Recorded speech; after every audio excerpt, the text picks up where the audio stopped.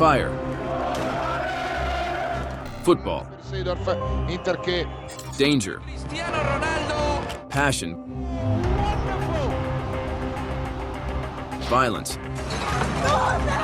These aren't just fans. They're a movement. They're the ultras. What are their secrets? Where do they come from? What is their endgame? They're unsung heroes and notorious villains, the heartbeat of football's soul. How do they evolve? You'll find out now.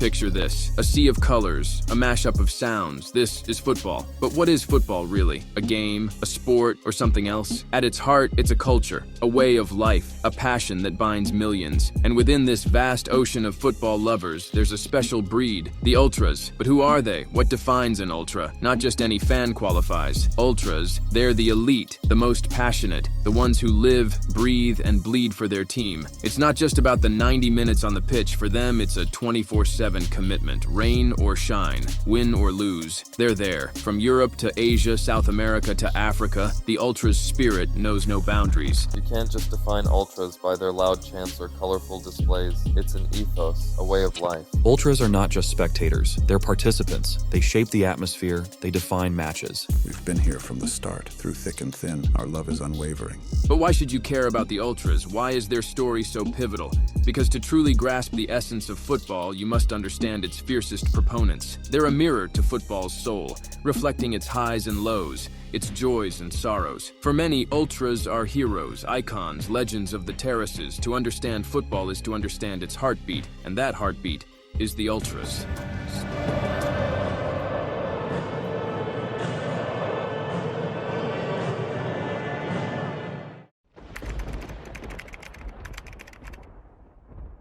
The 1960s, Europe, a continent on the brink of change, political revolutions, social movements, and amidst it all, a football phenomenon is born. Football back then? It's simpler, rawer. But there's a shift brewing.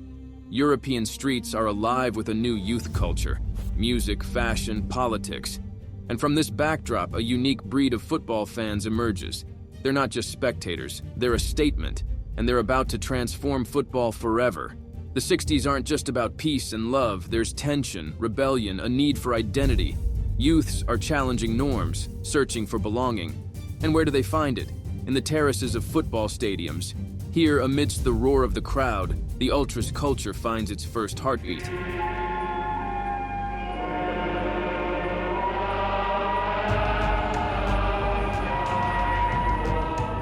We wanted more than just to watch. We wanted to belong, to express. Football wasn't just a sport, it was our voice, our escape. It starts in Italy. The term ultras takes root. These fans, they're intense, dedicated. These aren't just fan clubs, they're brotherhoods, with hierarchies, rituals, and a deep-rooted passion. They create typhos, massive coordinated displays. They're artists, choreographers of passion. Their influence is contagious. The ultras aren't just born. They explode onto the scene, defining a new era of football fandom. From the societal crucible of the 60s, the ultras emerge, a force unparalleled. And football, it would never be the same.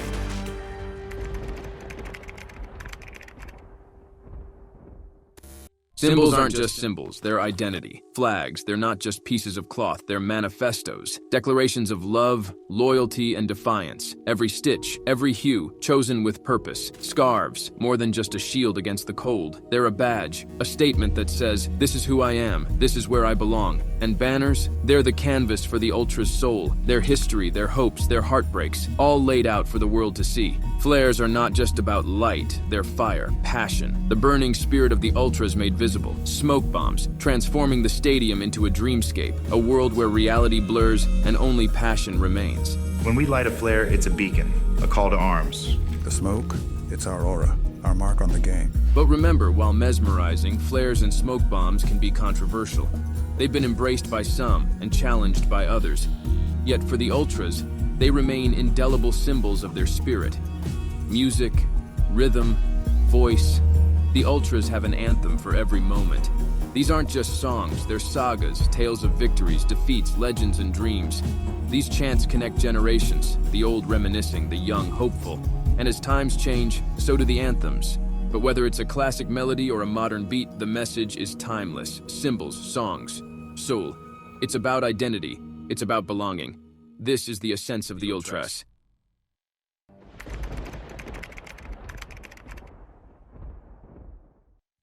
Meet the tifosi. They're not just fans, they're devotees, an embodiment of Italian football passion. But what fuels this fervor? What makes the tifosi more than just spectators? It's an identity, a belonging. Born in the vibrant terraces of iconic Italian stadiums. In Italy, football is more than a game. It's life. The tifosi didn't just watch the game, they lived it.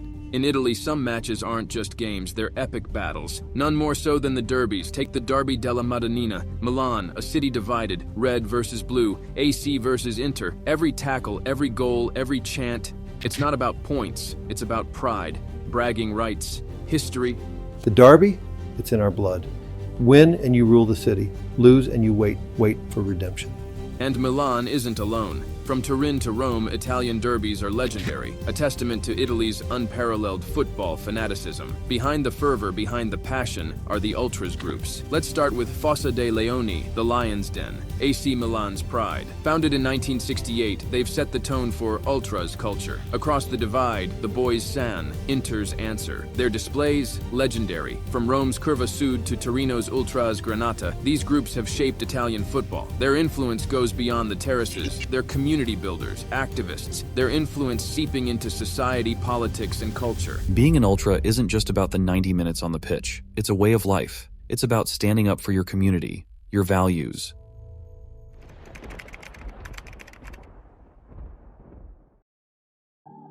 Europe, a mosaic of cultures, histories, and football fervor. Here, the ultras have not just arrived, they've evolved, shaped by politics, molded by society, and defined by passion. The UK, birthplace of modern football, but its terraces, they tell a different tale. Hooliganism, the dark underbelly of English football, but was this the precursor to the ultras?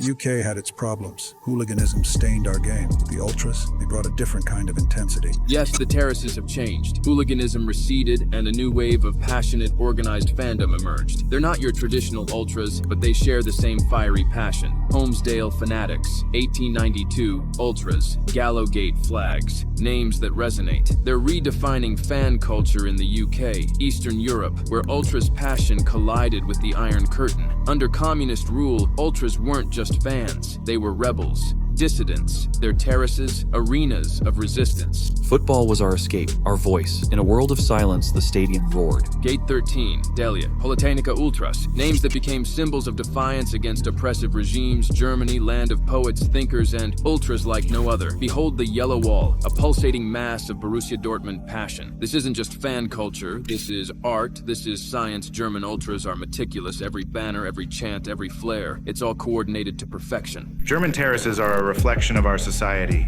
organized, passionate, and inclusive. The ultras amplify that spirit. Schickeria, Ultras Frankfurt, Wilder Horde. Different colors, same passion. They've taken the Ultras ethos and made it distinctly German. From the terraces of the UK to the defiance of Eastern Europe and the meticulousness of Germany, the Ultras spirit knows no bounds. It's a testament to football's power to inspire, unite, and evolve.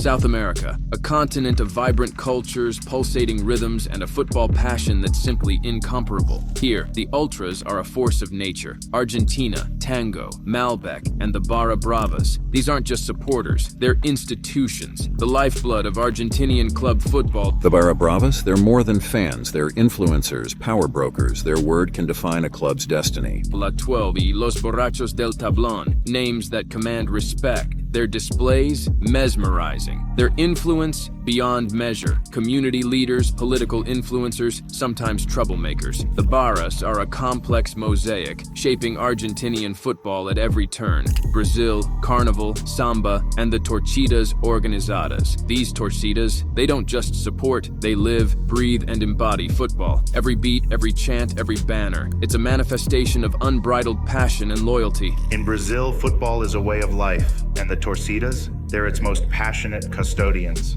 They uplift communities, define club cultures, but also face challenges. The essence of Brazilian football? It's intertwined with the torcidas. Journey south, and the passion only deepens. Chile's Los de Abajo, defiant, unyielding. Their dedication, unquestionable. Uruguay, a small nation with a colossal football heart. Their derbies, the stuff of legend. In Chile and Uruguay, football isn't just a pastime, it's heritage, tradition, it's family gatherings and neighborhood tales.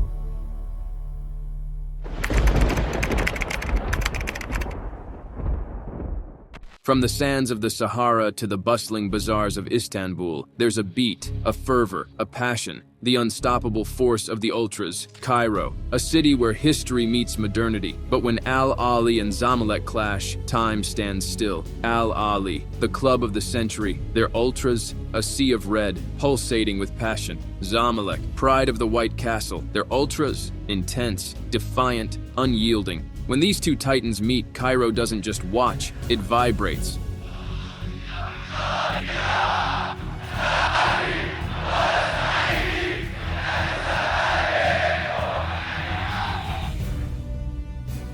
Morocco, land of contrasts, colors, and a football culture that's truly one of a kind. Raja Casablanca, their green boys, fierce, vibrant, the embodiment of their club's spirit. Wydad Casablanca, their ultras, the winners, red in color, fiery in spirit. Moroccan ultras are a blend of our rich history and modern aspirations. Through chants, banners, and rituals, they tell our story. In Morocco, every game is a tapestry of colors, sounds, and emotions, a testament to the unique identity of its ultras.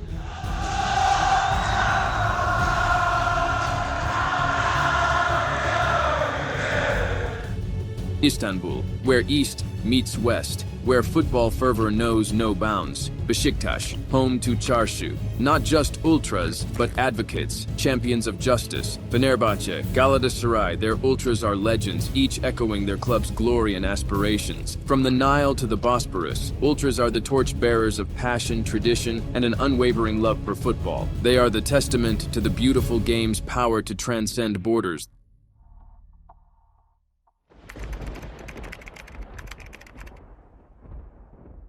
The roars, the chants, the unity. But behind the camaraderie and passion of ultras lie shadows that dance with politics, violence, and manipulation. Politics, the thread that weaves society. And for many ultras, it's the fabric of their identity. Some ultras wear their political beliefs proudly. They become symbols of resistance, advocacy, or revolution. Football and politics, they've always intertwined. Ultras just amplify that relationship. They're a voice, often a loud one. For many, this voice champions social justice, fights racism, or addresses local grievances. But for others, it becomes a channel for extremism, deepening societal divides. The ultras' passion is unmatched, but sometimes passion boils over. It ignites flames of violence, hooliganism, and deep-rooted controversies. Football is a beautiful game, but on occasion its terraces become battlegrounds, not of goals but of fists, flares, and fury. It's a rush, the adrenaline, the loyalty to your group, but sometimes it goes too far, way beyond football. The result? Traumatized families, disrupted games, tarnished reputations, a sports soul overshadowed by its dark moments. Ultras have influence, it's undeniable, but with influence comes vulnerability, a vulnerability to manipulation. Political figures, sensing an opportunity, have at times courted ultras, offering favors, privileges, or simply manipulation. Ultras, with their ability to mobilize, have always been attractive for politicians. They represent power, numbers, and influence. But the ultras aren't mere puppets. Their awakening can be sudden and forceful, turning against those who once pulled their strings. Their story is a tale of passion, power, and politics, a reflection of society with all its brilliance and its blemishes.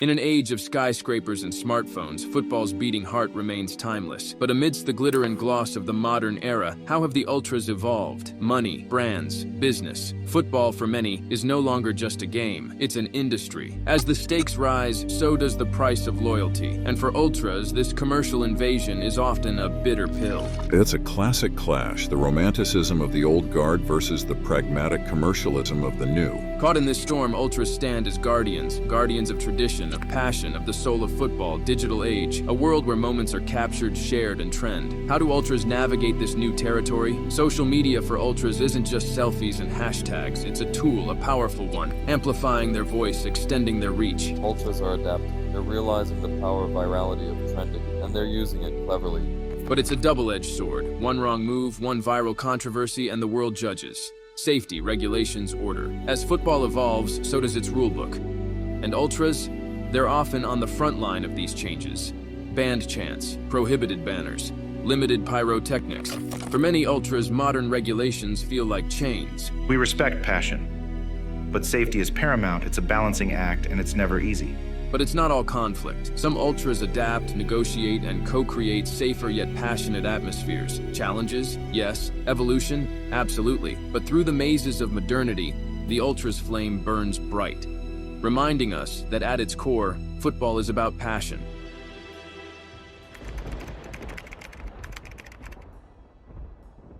Ultras are sometimes community heroes. Their territory isn't just the terraces, but also the hearts of many they help. To a child in a hospital, they're not just fans. They are bearers of hope, smiles, and unforgettable moments. From blood drives to scholarships, Ultras often go the extra mile. Football is their love, but humanity, that's their religion. The Ultras roar. Often, it's not just for a goal. It's a roar against prejudice, racism, and discrimination. In a world where divisions often run deep, Ultras present a picture of unity. A picture where the color of the jersey matters more than the color of the skin. Their battles aren't just on match days. They're everyday struggles, striving for a more inclusive, accepting world. For many, Ultras define the local pulse. Their influence, beyond the stadium, deep into the heart of the community. They are the custodians of local culture. Through chants, songs, and celebrations, they keep traditions alive. They shape the community's future, nurturing the next generation and fostering a sense of belonging. With them,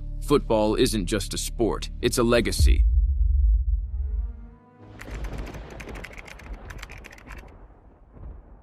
Ultras, they're not just fans, they're architects of history, sculpting moments that forever etch in football's annals. Let's delve into these unforgettable episodes. Tifos, gigantic, intricate, and dripping with passion. A canvas where Ultras paint their love, dedication, and messages.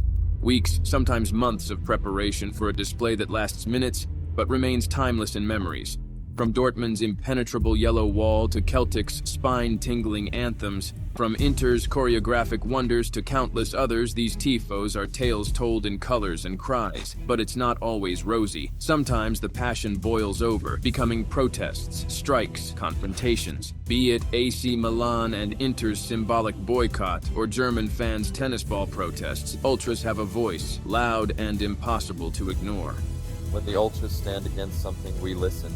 They're the soul of the club. Against commercialization, against unfavorable decisions, or sometimes, just to remind the hierarchy, football is nothing without its fans. Power, influence, impact. There are instances where Ultras didn't just protest, but swayed club decisions, managerial changes, ticket pricing U-turns, even club ownership shifts. When Ultras unite, boardrooms take note. From Barcelona's Camp Nou corridors to Premier League boardrooms. From Turkish stands to South American fervor, Ultras have often been the unseen hand molding football's future. Underestimate the Ultras, that's a mistake. Clubs have learned, sometimes the hard way, that Ultras can make or break decisions. Ultras clubs are the crescendos of football's symphony. Whether painting stories on stands, rebelling against the establishment, or steering club decisions, they are the pulsating heart of the beautiful game. Ultras yesterday, today, tomorrow. Their journey through time raises questions. As football evolves, where do Ultras stand in the future tapestry? Football today is a global commercial behemoth. Stadiums now resemble entertainment arenas. But what does this mean for the Ultras? Heavier regulations, premium seating replacing terraces, the gentrification of stands. Ultras find themselves at a crossroads. The soul is being extracted. It's like they want our noise, but not our spirit. Clashes with the corporate ethos, ticket price hikes, games scheduled for global audiences. The modern game often feels less local, more global. Meet the next-gen Ultras. digital, connected, global. While their predecessors used flares and banners, these ultras harness the power of social media, digital platforms, even virtual reality. For us, it's about evolving. We might use different tools, but our heart beats for the club just as fiercely. Despite the changes, the core remains passion, loyalty, a sense of belonging. Only now it's amplified, echoed across the digital sphere. The landscapes change, the game's face evolves. But what about the ultra's spirit? The spirit, it seems, doesn't wane. It adapts, molds, and finds new avenues. While challenges abound, ultras, with their unwavering passion and adaptability, seem poised to navigate the evolving football terrains.